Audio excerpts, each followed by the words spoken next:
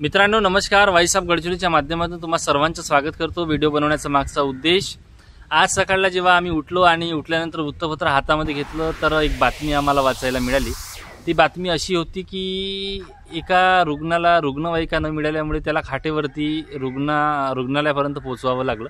आणि ही समस्या आमच्या जिल्हावासियांसाठी नवीन नाही, परंतु स्वातंत्र्याच्या 78व्या वर्षात आपण पदार्पण करणार आहोत आणि गडचिरोली जिल्ह्याची ही समस्या मनाला खूप वेदना देतात। कारण एकीकडे तर आपण म्हणतो की गडचिरोलीला एक आम्ही वेगळ्या दिशेने नेऊ, वेगळ्या विकासाच्या प्रवाहामध्ये नेऊ, आणि एकीकडे जर बघितलं तर गडचिरोलीमध्ये जे अतिसंवेदनशील तालुके आहेत, अतिदुर्गम तालुके आहेत, जसे की एटापल्ली, भामरागड, कोरची, अहेरी, सिरोंचा यासारख्या लोकांना खूप समस्यांचा सामना करावा लागतो गडचिरोली मुख्यालयापर्यंत येण्यासाठी। कारण तिथं ना आरोग्य व्यवस्था व्यवस्थित आहे, ना शिक्षणाची व्यवस्था ठीक आहे, ना रोजगाराची समस्या ठीक आहे। या सगळ्या समस्येतून त्यांना सफर करावा लागतो।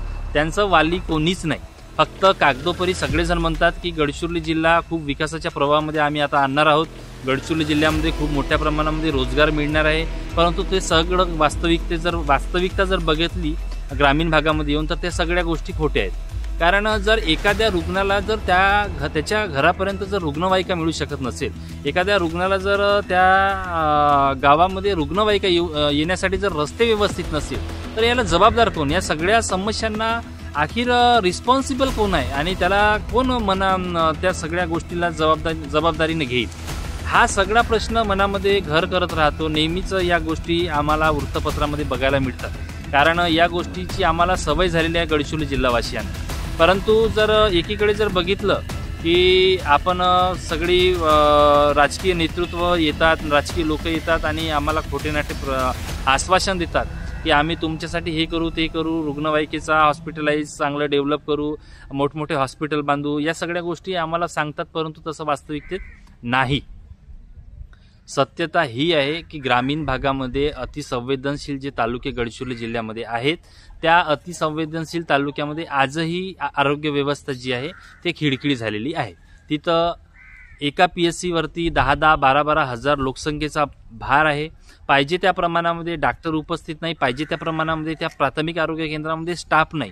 या सगळ्या समस्येतून एक सर्वसामान्य माणूस सफर करतो। त्या सगळ्यांचा बोजा एक कॉमन माणसाला उचलावा लागतो, कारण त्याला जर अर्ध्या रात्री काही झालं कमी जास्त तर त्याला गडचिरोली सारख्या ठिकाणी आल्याशिवाय पर्याय नाही।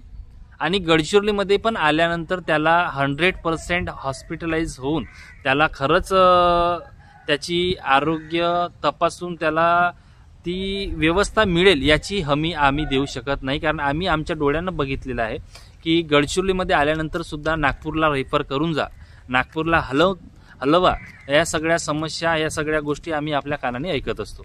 हा व्हिडिओ बनवण्याचा मागचा उद्देश असं की एटापल्ली, जारावंडी सारखे जे अतिदुर्गम भाग आहेत, त्या भागामध्ये एक शेतकऱ्याला त्याला हॉस्पिटलाइज करण्यासाठी रुग्णवाहिका मिळत नसेल तर खूप दुःख होतो। या सगळ्या गोष्टी जेव्हा आपण वाचतो, बघतो, तर एक सर्वसामान्य माणूस ज्याला हॉस्पिटलमध्ये जाण्यासाठी रुग्णवाहिका मिळत नाही, आणि एक माणूस ज्याला आपण निवडून देतो त्याच्या सत्कारासाठी 100-500 लोक स्वागत समारंभासाठी उभे राहतात। हीच समस्या आहे आपल्या जिल्ह्याची।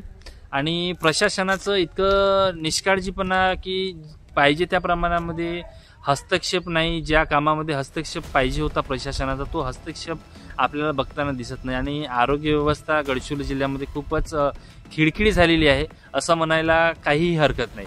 मित्रांनो, तुम्ही पण या सगळ्या समस्येतून कदाचित ग्रासले आहात का? आणि जर तुम्हाला पण आमचं म्हणणं पटलं तर नक्कीच आमच्या व्हिडिओला लाईक करा। खूप खूप धन्यवाद मित्रांनो, आणि तुमची प्रतिक्रिया आम्हाला कमेंट बॉक्समध्ये कळवा। धन्यवाद।